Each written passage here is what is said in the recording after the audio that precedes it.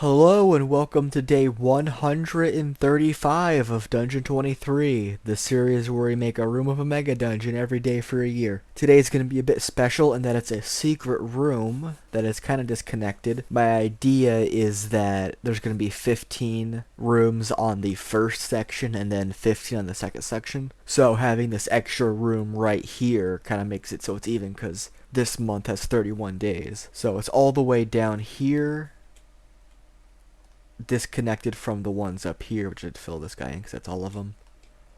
And what this guy has is, the first thing that's simplest is this chest here, which has 5 cans of red paint, 5 cans of blue paint, and also a scroll of move earth. That's a 6th level spell. It's super powerful, especially on this floor, although it's probably not going to be super useful elsewhere in the dungeon, purely because it really affects dirt and clay and sand, not so much stone, and the majority of the dungeon is just rocks and solid stone, so it's not really going to help in any meaningful way, but it's going to be very powerful in here, although its usefulness is kind of degraded by the fact that we also have this special thing here, which I'm reusing the ghost projector sprite I made, and this is the color controller.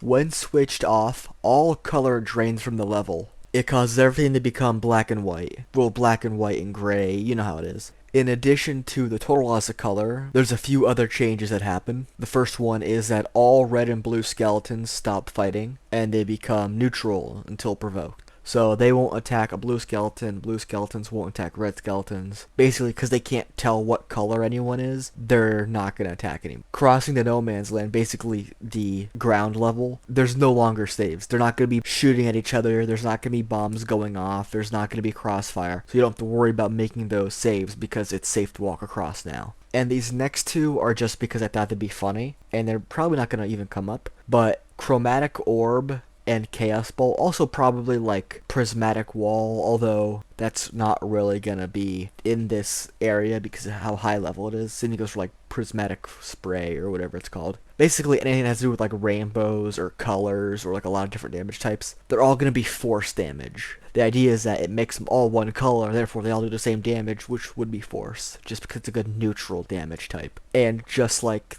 that, how color isn't affected anymore, Dragonborn, because they get their breath weapon from their ancestry, which is chromatic, when all the color goes away, so does their chromatic nature. So their breath weapon just becomes force damage. Like Chromatic Orb and Chaos Bolt, it just does force damage. The cone or line are still the same for whatever it is, but it's just force damage now instead of fire, acid, maybe even poison, I think is one of them, I don't know. Cold, that kind of stuff. Lightning. And that is basically the secret room. And it's really far away, so they're going to be making, a few saves to get here. Probably get blown up in the process.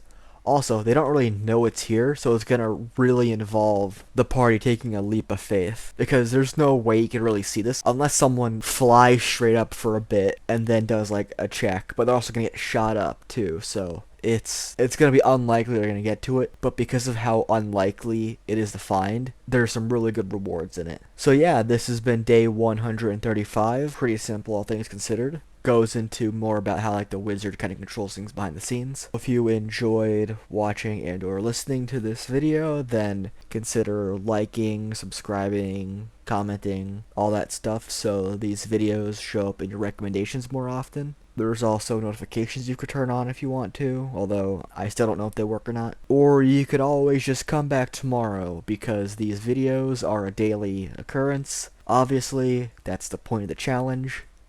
And yeah, I apologize for the poor quality. It's not going to get any better.